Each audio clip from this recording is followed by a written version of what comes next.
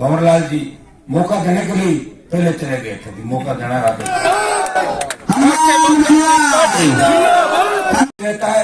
और मेरी भी हमेशा इच्छा रहती है कि किसान के उन बेटों को जो समझदार हो, तो आम आदमी की पीड़ा समझे, और जो विधायक और सांसद बनने के बाद बदल नहीं जाए, वहाँ यहाँ तो किसान जाने के बाद दूसरे नहीं बने, ऐसे लोगों को आगे बढ़ाने का हनुमान बेनीवाल प्रयास करता है। लालचंद जी मोहन को आपके बीच आपकी इच्छा का रूप प्रत्याशी बना के वोट की अपील करने आपके बीच भेजा है। सड़क से लेकर सदन तक और लोकसभा तक इस राजस्थान के मान को बचाने का किसी ने काम किया तो राष्ट्रीय लोकतांत्रिक पार्टी ने किया। क्यों मुझे नहीं पता किस तरह चुनाव आ जाएगा, और इतना भी नहीं पता कि चुनाव इतना जल्दी हो जाएगा। चुनाव लग रहा था फरवरी मार्च के अंदर आएगा, लेकिन एकदम से चुनाव आ गया। मुझे तो ये भी लग रहा है कि कहीं चुनाव जल्दी इसलिए तो नहीं कराया कि हनुमान बड़ी रैली करे उसके बाद चुनाव हो तो दिक्कत नहीं हो जाएगी कहीं, तो पहले चुनाव करा लो। दोनों पार्टियां मिलकर राजस्थान में काम कर रही है। ये आपने देखा होगा कि जब गहलोत की सरकार गिर रही थी तो वसुंधरा उसको 8-10 विधायकों का समर्थन दे रही थी, और जब वसुंधरा तकलीफ में थी तो गहलोत ने कहा था कि वसुंधरा मेरी बहन है, और वसुंधरा का गहलोत मेरा भाई है। ये आपने सुना होगा। तो भाई बहन का नाता जो चल रहा है राजस्थान के अंदर, मैं तो ये कहना चाहता हूँ कि कांग्रेस और भाजपा मिलकर राजस्थान में सरकार चला रही है।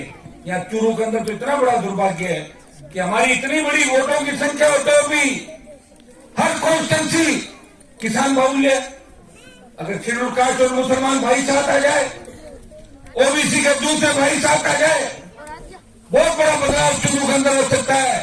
जब नागौर की धरती पे बदलाव हो सकता है।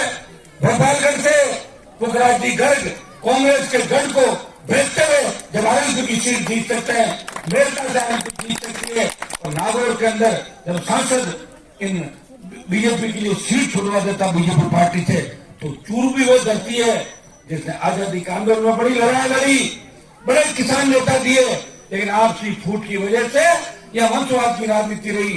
मेरे भंवरलाल जी मुझे कहा करते थे, मुझे एक चीज समझ में नहीं आती कि भंवरलाल जी तो गहलोत को हटाना चाहते थे, और उनका बेटा गहलोत की फोटो लगा के घूम रहा है यहाँ पर। ये कौन सी राजनीति भाई बताओ मुझे।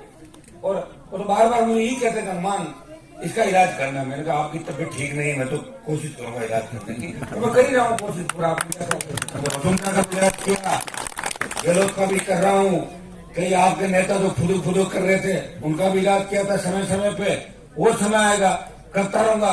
लेकिन देखिए उसके लिए नई ऊर्जा की आवश्यकता होती है। 2 बार गया था, एक बार तो फार्म भरा और दूसरी बार एक कार्यक्रम और था। शिवसेना की जनता ने कहा आप राजस्थान संभालो, हम खुद चुनाव लड़ेंगे। और लोकसभा चुनाव के अंदर भी मैं पंचायतों में नहीं जा पाया क्योंकि मैं पूरी बीजेपी के लिए इस राजस्थान में वोट मांग रहा था।